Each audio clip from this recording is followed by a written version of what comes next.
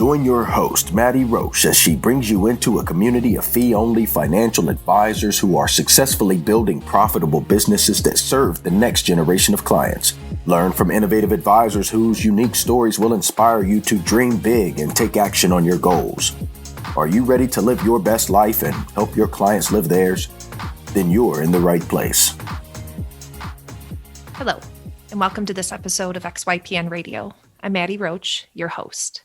I'm excited to have XYPN member Todd Pouliot, owner of Gateway Financial, a fee-only firm out of Northfield, Ohio, on the show with me today. Todd started his career in this industry, spending time as a captive insurance agent and a longtime rep at a broker-dealer. Today, Todd talks about his evolution to understanding the fee-only and fiduciary responsibilities available at an independent RIA, and how that drove his ultimate decision to finally open up his own firm. He walks us through what it was like to fire some of his clients, transition others over, and begin to act as a fully independent RIA. Todd speaks to the movement within our industry towards the fee-only and fiduciary commitments as being an evolution versus a revolution, and how he feels more deeply committed to these commitments than ever before. Todd serves nearly 60 clients, and he's recently pivoted his goal from being a solo advisor to building an ensemble practice. He utilizes the support of virtual assistants to maintain balance and efficiency within his firm, but plans to hire virtually as he continues to grow. Todd shares his experience of finally finding a group of like-minded advisors and how giving back, learning, and growing stay at the forefront of his purpose. Todd's fee-only and fiduciary commitment to his clients drive all aspects of his business, and he's deeply thankful for being able to build a practice that he's always wanted to. If you want to learn more about what it's like to transition from a broker-dealer to an independent RIA and to make these fiduciary and fee-only commitments to your clients, then this show is for you. Avocado toast, selfies, a mountain of student loan debt. Gen Y is anything but traditional, and with over 75 million people, it's a population you don't want to ignore. Learn more about how to serve this unique population in our guide called Attract and Profitably Serve Millennial Clients in Your RIA. Discover 3 key ways to tap into the millennial market and 6 things that they want from their financial advisor. Visit xyplanningnetwork.com/millennials for your free copy. You can find any of the resources we mentioned during the episode at xyplanningnetwork.com/292. Also, be sure to go to xyplanningnetwork.com/VIP to join our private group just for XYPN radio listeners. It's the community of advisors we've all been looking for that's there to provide support when we need it the most. Best of all, it's free. I encourage you to check it out. Again, that's xyplanningnetwork.com/VIP. Without further ado, here's my interview with Todd. Hello, Todd. Welcome to XYPN Radio. How are you? Oh, I'm fantastic. I'm a little nervous and excited, and it's so great to speak with you to have this platform. Awesome. I must say, nerves and excitement is the perfect mix for a good podcast. So let's dive in. Why don't you give the listeners an overview, just a quick synopsis of your firm? Well, the name of my firm is Gateway Financial. However, I did something a little different with the website. I called it mygatewaymoney.com. I wanted our clients to have a sense of ownership, that they owned the website and they own the firm. And basically, our tagline is financial planning without judgment. We're a fee-only, fiduciary, and fully independent firm. And we advise clients locally and virtually. Awesome. And where are you located? I'm located in a little town called Northfield Center Township, Ohio. It's dead in the middle of Cleveland and Akron, Ohio. Awesome. Awesome. Well, Todd, you have a really interesting background, and I want to take a few moments and let you tell kind of your story, and we'll let the interview go from there. All right. My background is I don't think unlike a lot of people. I don't feel like I'm different, but I think where I started to where I've gone is the journey and the grind. I started out as a captive insurance agent, and after about 3 or 4 years, I made the President's Club there, and I really thought I was doing wonderful, being one of the top guys of that insurance company. Went there, had a great time. I was obviously one of the youngest people there. There were people that had a lot more experience than I did. And then when I returned, our next monthly meeting, the owner of our agency stated that we are a sales and marketing company. And something about that didn't ring with me. I always thought I was here to help people.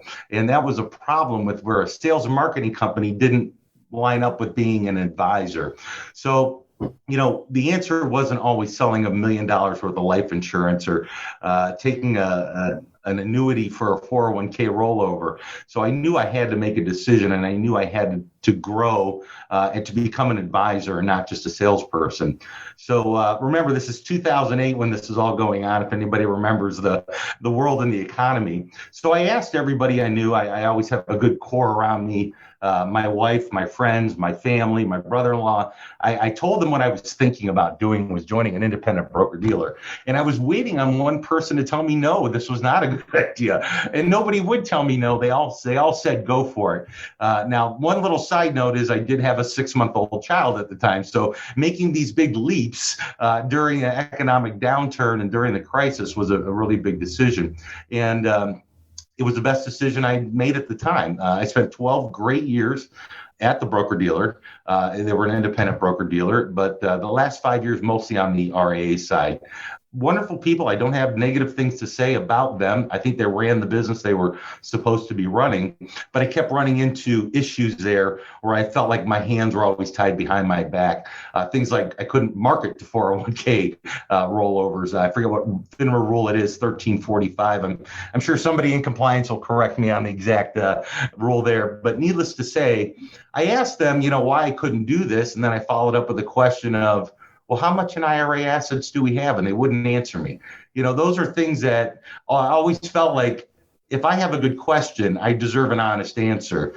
Then, we talked a lot about our E&O insurance and why our E&O insurance was always so high. And somebody did give me a great answer. They said, well, you're not paying for you. You're paying for everybody else who's not doing the right things. And I said, this isn't right. That was another thing that I didn't, like.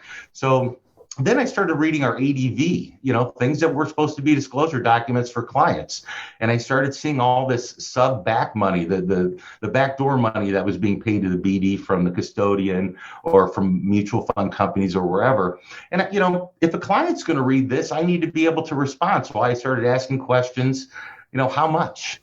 Where's it come from? How's it getting there? And needless to say, there was not a whole lot of open discussion regarding it. They were keeping that close. So much for transparency and disclosure. So that was kind of the end for me. And I said, there's got to be more out there. I already knew I was running an RIA quote unquote business, but was I really? And that's when I found you guys, XYPN. And I found a group of like-minded people that had this fee only, this wonderful world of openness that really drew me to starting my own firm. Would you say that was more of a draw towards fee only, or was it a draw towards wanting to really be independent and run your own business? It was both. I kept looking at fee only for the fact that when you had market years that were up, did you deserve that 20% raise? When you had market years that were down, did you deserve that 40% cut and pay? I saw firms in 2008 and 2009 just cutting people, not because they were doing bad things, it's just that the revenue wasn't there. So that fee only structure made a lot of sense business wise, but also becoming independent meant to me that I got to control a lot more, and I didn't have to answer to anybody else. I got to do the due diligence. I had to go do the work. I had to have those answers. And that meant a lot more to me to be my own person, to stand up on my own. And that entrepreneurship drive is there. Yeah. What kind of client were you working with at the independent broker-dealer? Mostly I was dealing with people who were nearing retirement. That retirement red zone, I think, is kind of the term people talk about, the 5 years before retirement, or they were leaving their job. What do I do with my 401k? And that's been a struggle because I always knew that those people needed help. They surely needed help, but they were so late in the game that they had missed so much. And that's where I thought what we could do is to gear younger. Not that we wanted to avoid baby boomers and not that we wanted to avoid the silent generation, but if we could effectively get these people beforehand, it would mean so much more for their entire life. Because once all those decisions have been made, those decisions are gone. I can't change the past. I can only change the future. And I think that term financial advisor, people that work for broker dealers, they get such a bad negative connotation that we need to get there before those other people do. Totally. And now fast forward, are you working with the type of clients that you really want to work with? So that was a real big struggle. When I left, I had to fire about 40% of my clients. Oh, wow. So I learned there's only so many people you can help. I know there's advisors who have 300 clients. You can't effectively work with 300 clients. You can't do it. You need to be cognizant of who you're working with. So one of the things that we've done, Maddie, on our website is we've geared it more towards a younger person and also different demographics. We're trying to get to much more female-driven ownership because women have such an impact on family finances. I've always felt that way. And then we're really trying to gear down towards that Gen X, Gen Y, highly compensated employee. Yeah, awesome. I'd love to talk a little bit more about that process of firing your clients. I guess, what was that process like, trying to explain to your base of clients that you were moving away and that you were inviting them to join you, or maybe in some people's cases, not to join you? Yeah, it was really gut-wrenching. People that you had worked with for a long time, to tell them, I can no longer work with you. It's so hard when you build a relationship and then you're the one walking away from the relationship. It's kind of like the old breakup. It's not you, it's me. But that wasn't really what it was. It was about, I had this dream of fee only and I needed to do the right things. And by getting these people who had already been in A-share mutual funds that had already paid all their commissions and had already done all that stuff, to change wasn't the right thing to do. And I had to tell them that. You coming with me is not the right thing. But I also had to tell some people, hey, if I have all my clients in one room and I introduce them to each other, and how I would introduce them is, John, this is Sally. Salary, you've been paying for John and you've been supplementing his revenue because of how all this works. And that's where that world really doesn't make a lot of sense. It doesn't make a lot of sense as a business, and it doesn't make a lot of sense for the clients. Those families are supplementing other families. I love how cognizant you were of that conflict, but I'm wondering, were your clients really sensing that conflict, or was it just something that you kind of kept on your heart as being a conflict? I don't think the clients ever knew the conflict. And I think that's one of the things that this industry, and specifically XY Planning Network, we're not revolutionizing anything. There's no revolt going on here. Mm-hmm. It's an evolution. And when you look at what's doing the right thing for people, that always matters. And because business is done this way for the last 100 years, doesn't mean that we have to keep doing it that way. And it's been an education process to teach people. I think I've shared my video, the Fee Only Network video that was created for my firm. It's 2 minutes and 24 seconds to explain what we're trying to do. It is an evolution, not a revolution. Oh, I love that description.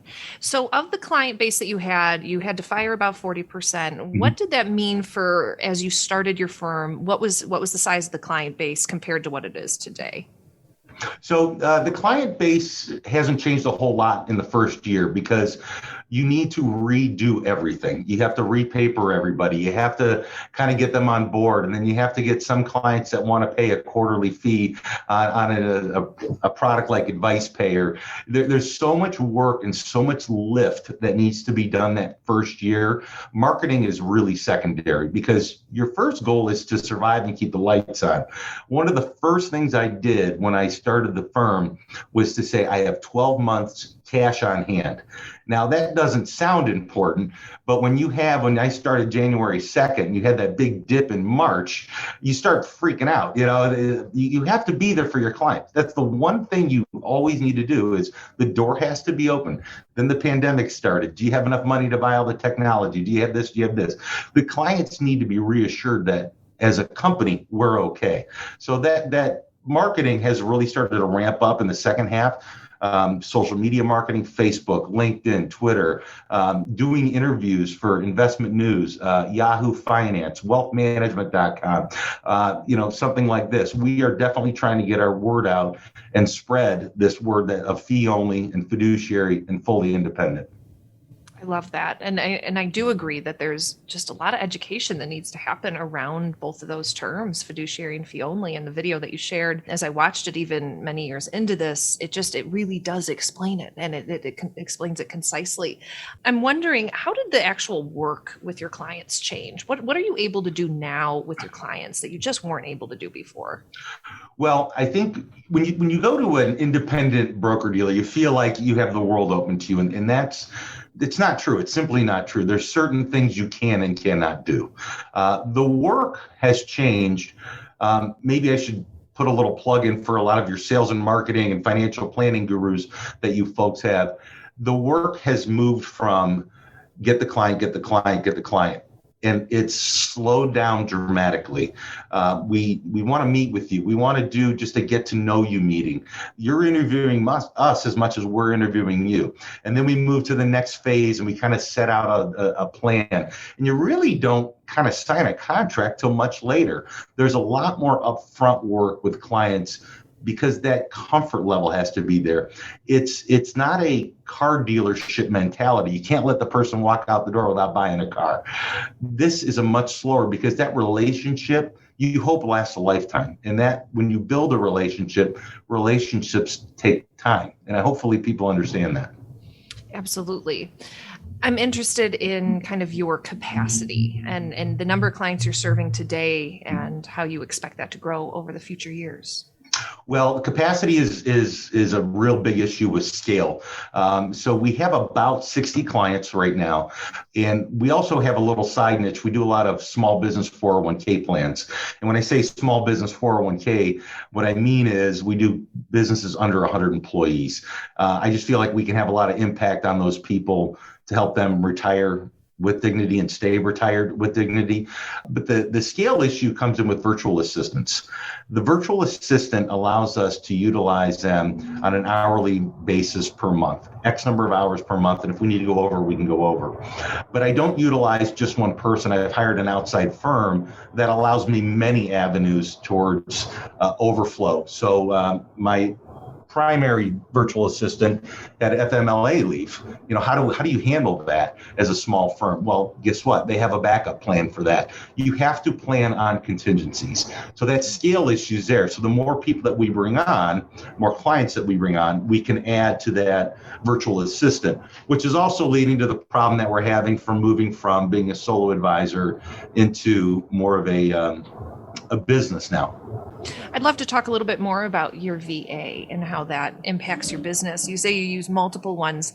Does that mean that you're very processized? Is everything written down that anyone could follow it? Yes, being process driven is number one.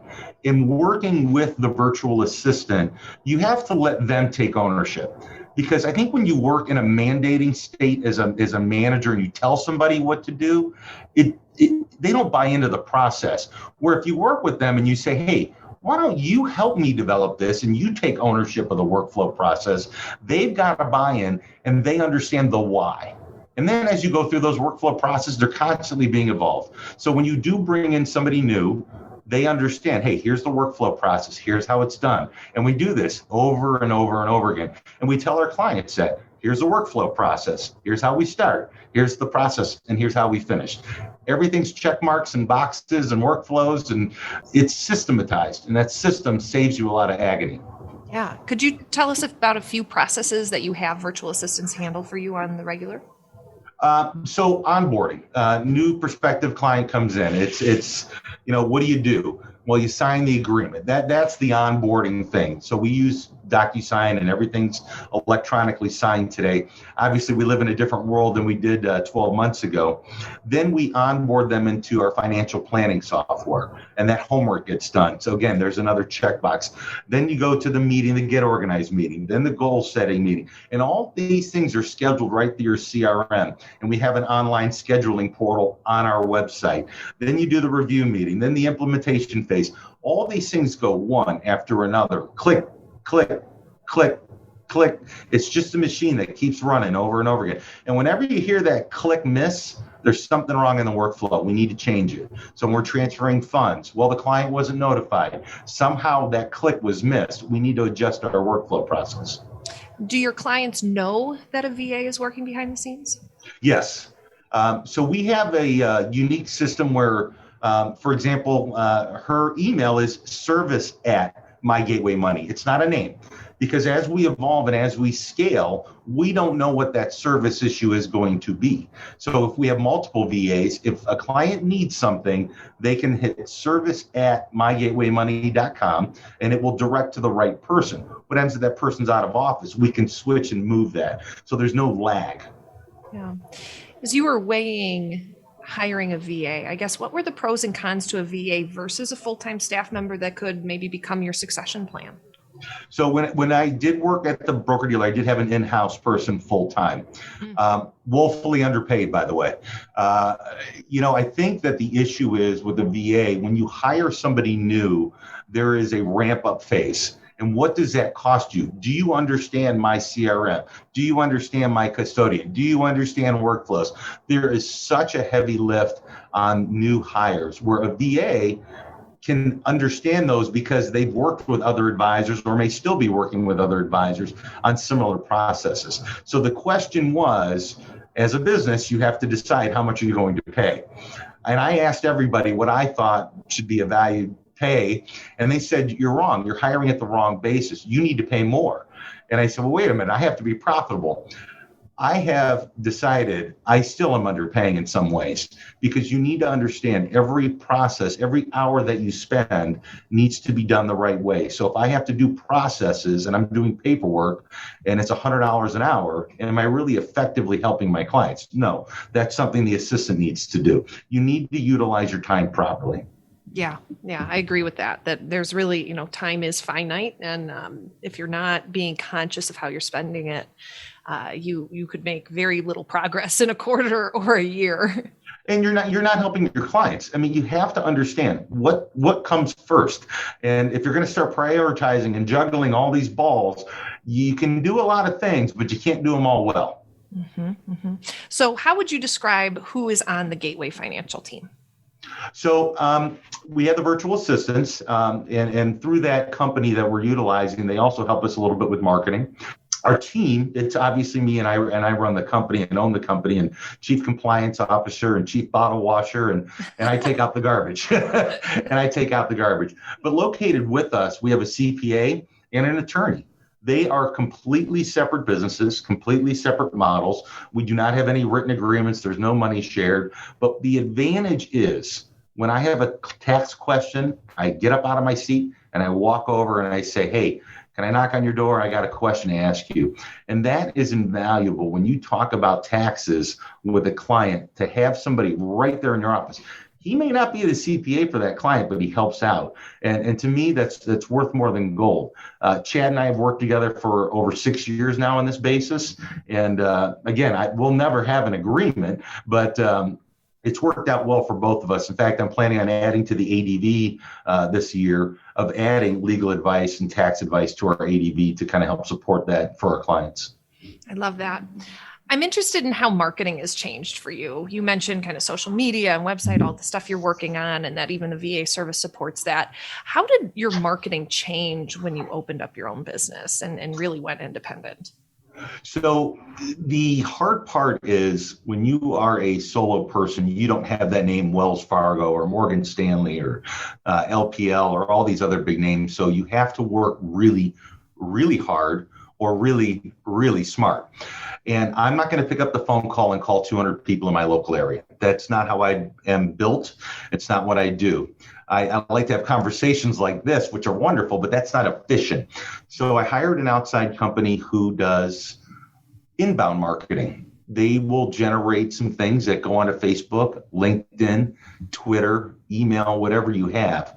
And that is an invaluable resource for people coming to us. We don't ever want to force anyone to work with us. We want them to come to us because of who we are, what we are, and how we process leads and prospecting and client relationships. Totally. And so when you have a client, a prospective client, I guess I love this idea that you are interviewing them as much as they are interviewing you. What are you looking for an ideal client? I'm not looking for the person who knows everything. If you know everything, you really don't need me. What I'm looking for is that couple who one spouse is making 150,000, the other spouse is making 80,000. They're making great money, but they can't figure it out. And they might have two kids, and they might be this.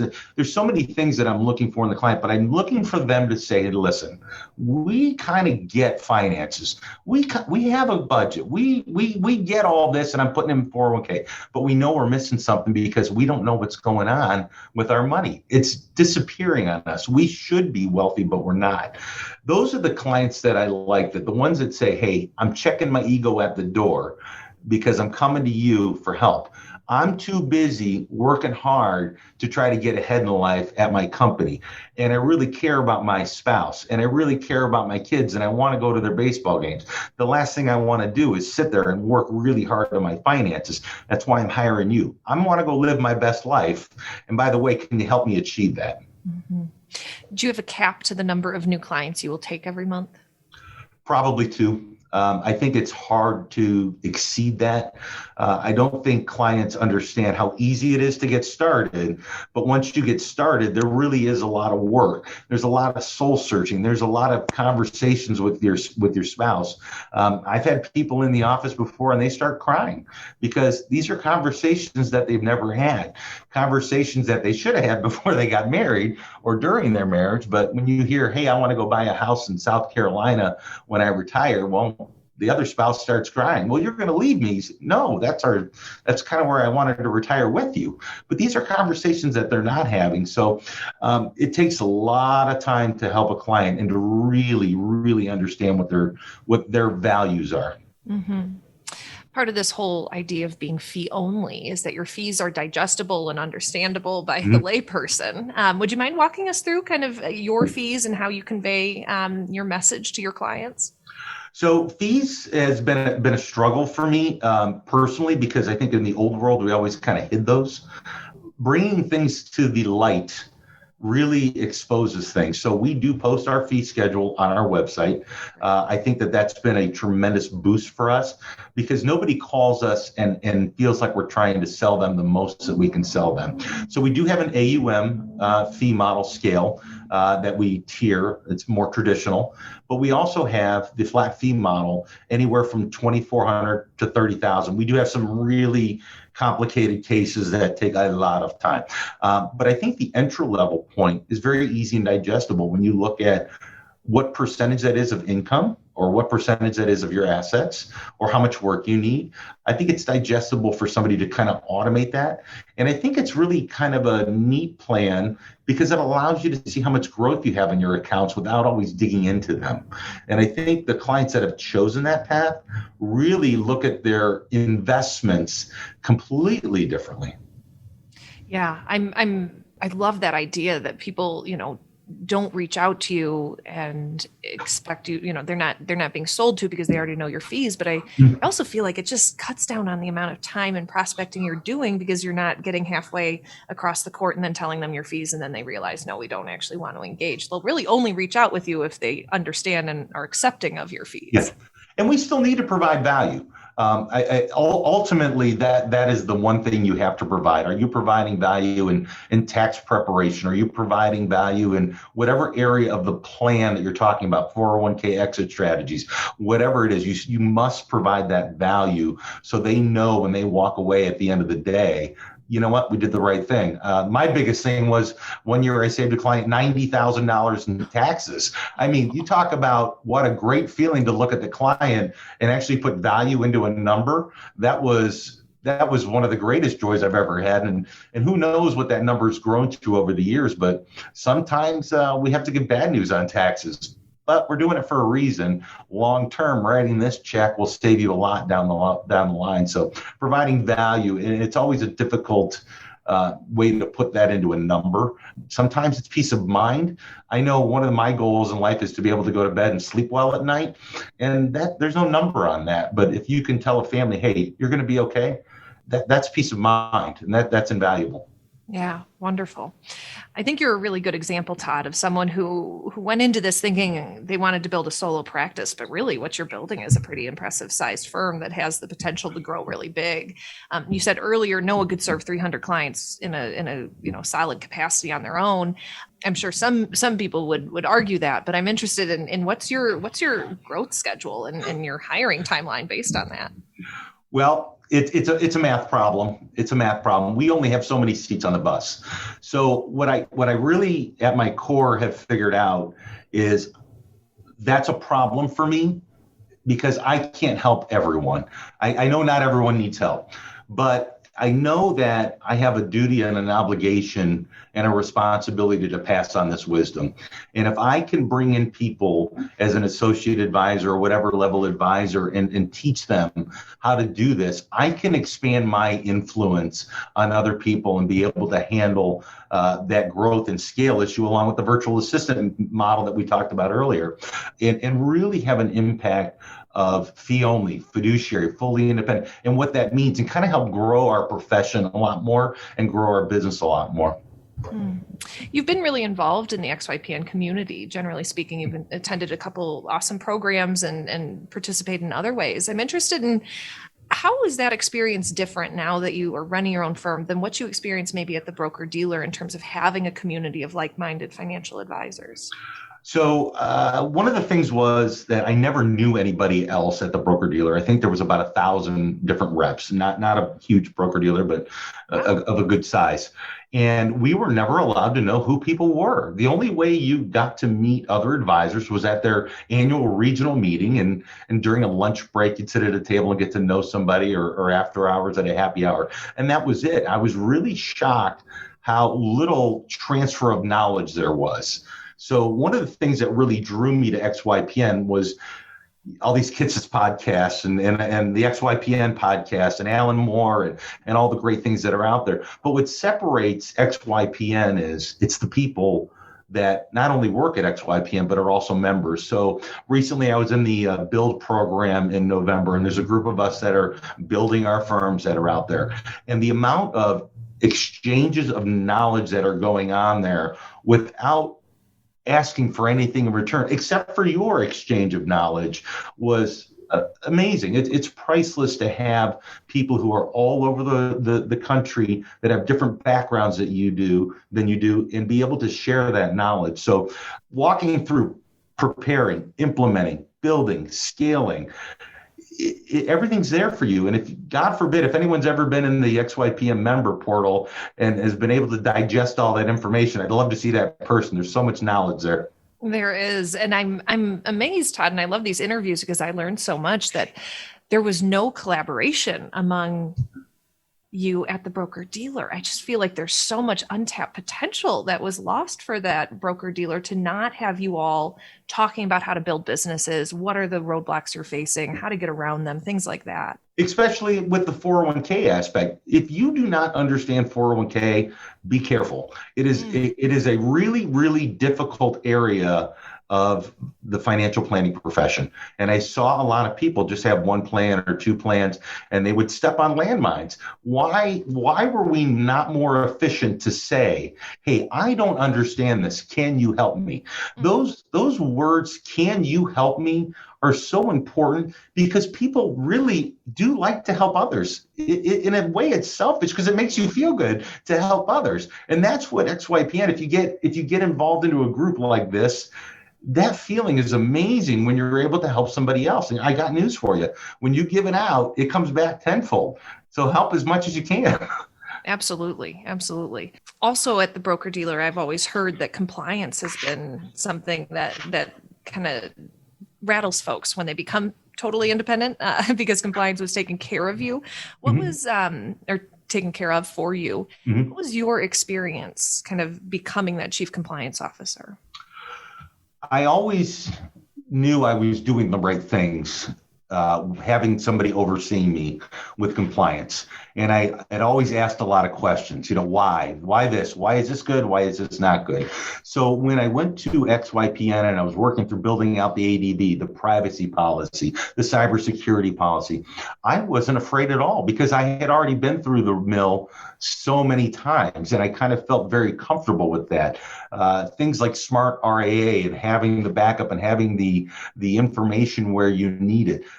Little known fact, I had an audit in September, 1 year in the business, and State of Ohio called me up and had an audit, and gosh darn it, we were done in about 45 minutes with zero deficiencies. No way. Do I feel comfortable with compliance? Of course I do. I do because I'm always aware of doing the right thing every day. And if you have that motivation of honesty and integrity each and every day, every single moment, it makes life a lot easier. Totally. That's really the sense I've gotten over the years, that when it comes to an audit, it's about the attitude you've taken with your compliance program that really allows that auditor to dive deep or have hesitation. That's wonderful that you had no deficiencies. How much heads up did they give you in the state of Ohio for your? About a week, which I don't know if that's a lot or not, but I felt that if you have your ducks in a row and they're ready for you, it's real easy to take all that stuff and send it off to whoever needs it at the Ohio Department of Commerce and let them do their job. And what's nice is when you let them do their job properly, that they have enough time to go audit somebody else. If you show up and you're a mess, are you really helping others? No, you're not. You're helping yourself because the Ohio Department of Commerce is doing your audit for you. Fascinating. Todd, you also are a great example of an advisor who launched a business smack dab in the middle of COVID. You probably only had a few months of normal life before you had to go into shutdown. Can you tell us a bit about your experience this past year? Well, one of the things about the experience during COVID is I always wanted to be virtual. I wanted to do these things, and that was a big push for me to get out of the broker-dealer world. I wanted to be able to service my clients in Florida, in South Carolina, in Massachusetts, and this was a big help to be able to do that. So when COVID hit, I was still transferring all my clients, all that paperwork, everything was going on, the world was falling apart. However, I did not have one person that came over that run into a crisis situation and panic in March when the market was going crazy. I think when you get to know your clients and you say to them, what's your risk tolerance and your risk capacity, because those two things are different. If the market falls by 20%, what are we going to do? You need to know that answer before things go bad. That was the key for us to take that big dip and all that's going on and really help people figure it out. The last thing they need to worry about during a pandemic is, am I going to be okay financially? If we can take that off their plate, it allows them to worry about their family. I mean, people don't not too long ago forgot about the toilet paper rush and all the Lysol wipes and everything else. Those are what people are worried about at that time in the panic. Now, when we get back to normalcy, we can go ahead and they can click on my website, schedule a meeting with me. We can do these things virtually. And what's nice is these couples don't have to go get a babysitter, drive half an hour to come see me, then go back and have to pay the babysitter. It just makes life a lot easier on everybody. So the pandemic was fun. We figured it out. We got through this, but we got through it and we're going to be okay. I think this country is full of unbelievable people and we figured it out. We still have a long way to go, but we're going to be okay. Mm-hmm. I love that optimism. And I love that you wanted to run a virtual practice even before you built one. What were you envisioning as kind of your ideal day if you were able to run a virtual practice on your own terms? And have you been able to achieve that? I have not been able to achieve that. I've always said I want to join your morning yoga meditation, which I never get to do. But my ideal day is I wake up and I roar. It's something, the eye of the tiger type of mentality that my father built into me. Even at my advanced age, the roar is getting a little quieter and the bones are getting a little bit sore. But my ideal day is walking in here not knowing there's panic. The first thing I do is I delete about 80% of my emails that are just sales emails that we get from all the vendors that are trying to do things and this and that. So I do delete a lot of emails. And then I just work on planning. And what do we have to do? What's the next thing? And learning. That's the biggest thing I try to impart on younger people that get in this business. You must learn something new every day. The Secure Act, the CARES Act, the PPP. This world is constantly in motion. So when I wake up, my phone barks off to me about 30 minutes of news. I need to know what's going on. So then, what I do every day? I go home for lunch every day with my wife. She's been working from home for 12 years. I cannot tell you what a grounding experience that is to go home and get to spend an hour alone with your spouse and just just break bread together. People's lives are so crazy that to me is a golden opportunity for me to really find my center in life and just kind of get my brain put into a mode where I can go back to work and finish off the day strong. Yeah, I love that. And I really encourage our listeners to think about and to vision board their ideal days and to know that, nothing's black and white in terms of how you have to spend your days. You can play around with when your mind is strong, when you need some active breaks, some context switching, things like that, that as an entrepreneur, you really have some flexibility to place in the most important things to your day into your schedule, be able to work around it. And for a long time, I always thought I was supposed to have a certain morning that looked a certain way. And then I realized I just like rolling out from my bed to my desk with my first cup of coffee and knocking out the hardest things of my day.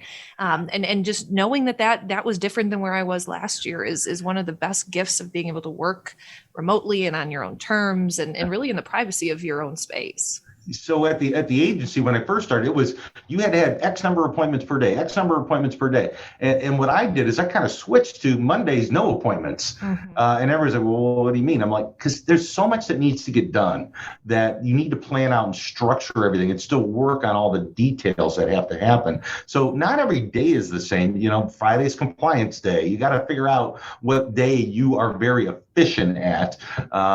And figure out what works best for you. Everybody works differently. Some people work in spurts. Sometimes I like to work at 11 o'clock at night on my laptop. It's crazy, but everybody has different ways to work efficiently.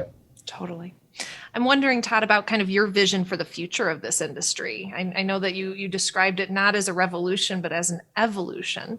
Can you speak a bit more to where you think this segment of the industry will be, say, in maybe 10 years? Ooh, that's a whole nother podcast. Simple question. I really think that we have a real problem in this country with this term financial advisor, financial planner, whatever this is. I was one of the few people that was for the fiduciary rule 5 years ago. I still am for that rule. I did not like Reg BI. I think the disclosure only confuses people more. Unfortunately, there's so much lobbying money in Washington, D.C.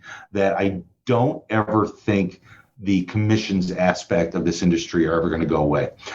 I'm really saddened by that. I really think we need to evolve and tell people that fee only is the future of our industry because of the honesty and the integrity and the clarity of it.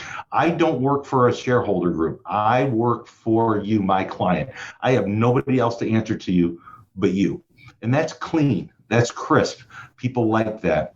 So the future of the industry, I would love to be fee only. Do I ever see it happening? No, there's just too much money on the other side with these big insurance companies. I'm sorry, I hate to be the bearer of bad news and sound like a person that's not an optimist, but I really don't think that's going to happen. But I think once people start asking and start Googling fee only advisor near me, and people start putting their money where their mouth is, I think people will start to change the way they do business. Absolutely. I totally agree. Todd, tell me about kind of the question that has changed the way you approach working with your clients. I've started to ask this question just to get a variety of answers from folks, but sometimes there's kind of that question that changes the way you really fundamentally work with your clients. And I'm wondering if you've ever had one of those questions. What does money do for you? No, really, what does money do for you? And what do you want it to do? I hear all these things. Well, I want independence or retirement, or I want this, or I want to send my kid to college. There's so many times I hear answers.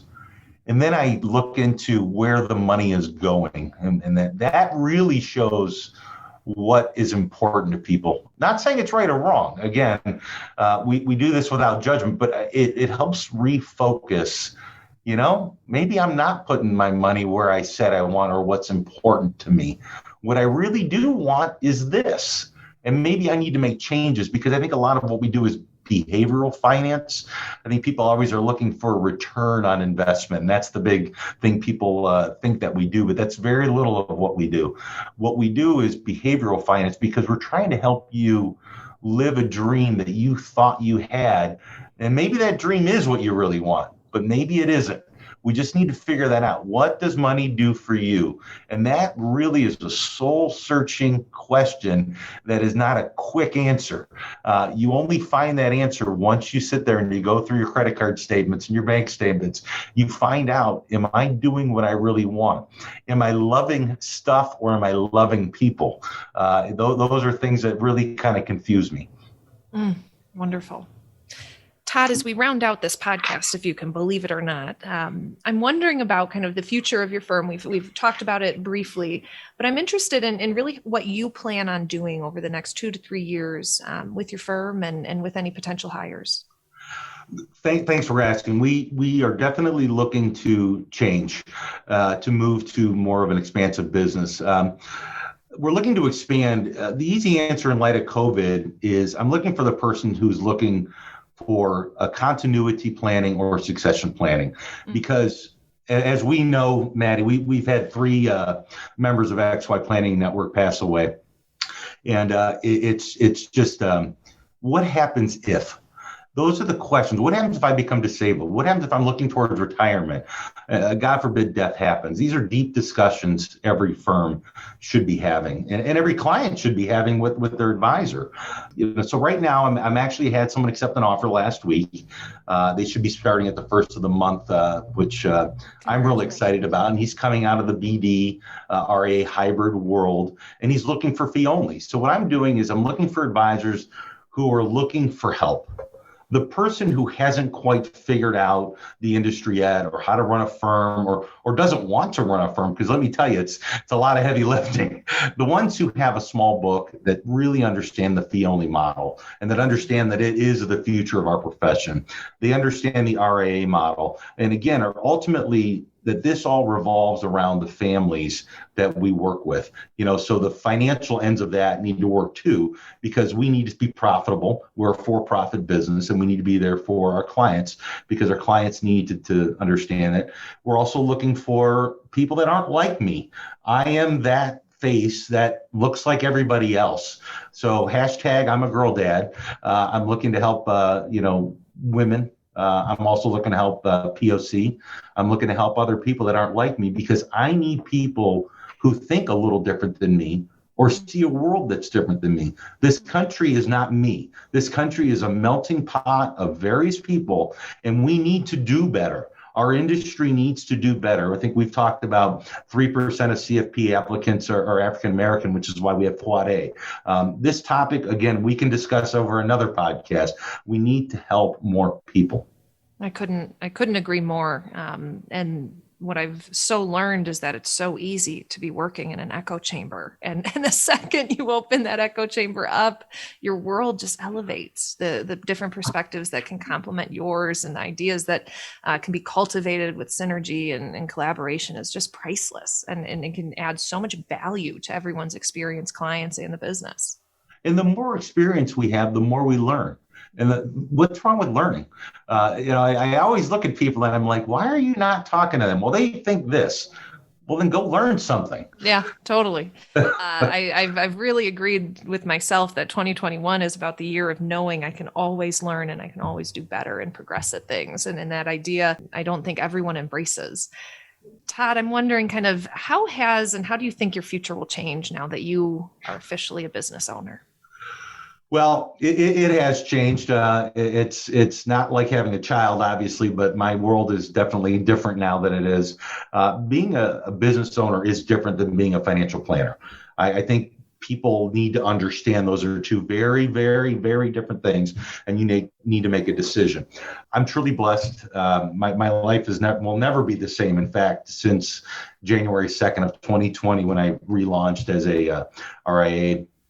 But I don't think I'm ever going to retire out of this business. Some way I need to kind of keep doing this for the rest of my life. It's fun. I'm telling you, I'm having a great time. I love teaching people. I love helping people. So why wouldn't I do this till I take my last breath? But as a business owner, your mindset changes because now you own everything. You have to do the due diligence on everything, your custodians, your tech stack, everything. But ultimately, it's about putting your clients first. Now with employees, you have to understand your mindset changes again, because now they're your responsibility. Those families that you're bringing into your firm, you are responsible for those families. And I'm not sure a lot of people have really figured that out, these business owners. So hopefully I have a little more impact. Hopefully I can take the wisdom I have, the knowledge I have, and spread it. I think we have an obligation to do that.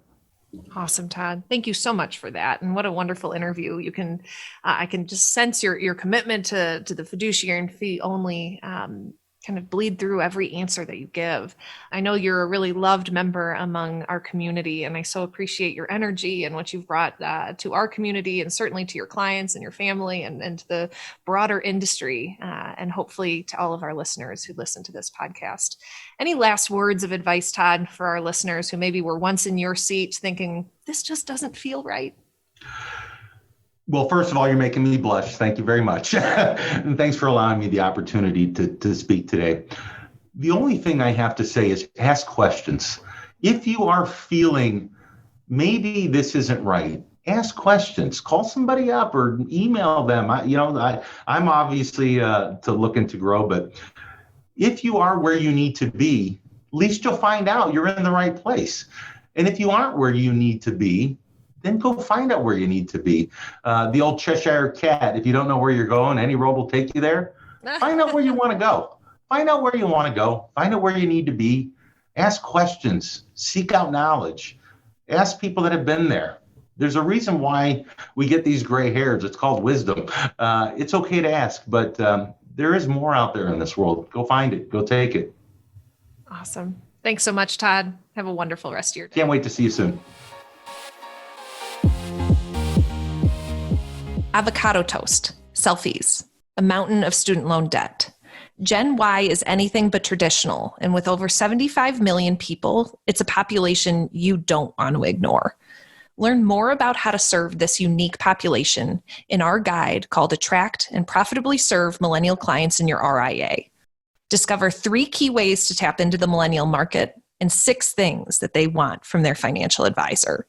Visit xyplanningnetwork.com/millennials for your free copy. Be sure to join our VIP community at xyplanningnetwork.com/VIP to hang out with other XYPN radio listeners, ask questions for future mailbag episodes, and finally, to find a community of like-minded financial advisors. Thank you so much for joining me today. We'll see you next time. You are not alone, and you are not crazy. It's scary starting, building, and growing your own financial planning firm, and that's why we put together a free private community just for you, the Cutting Edge Financial Planner. Go to xyplanningnetwork.com/VIP or text XYPN Radio to 33344 and join a network of thousands ready to change the lives of Gen X and Gen Y clients.